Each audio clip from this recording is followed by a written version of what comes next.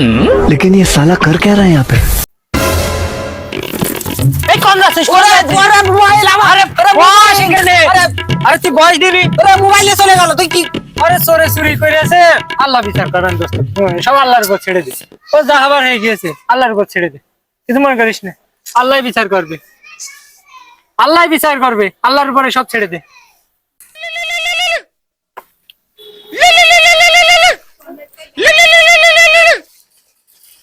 hello আর বলিস না হ্যাঁ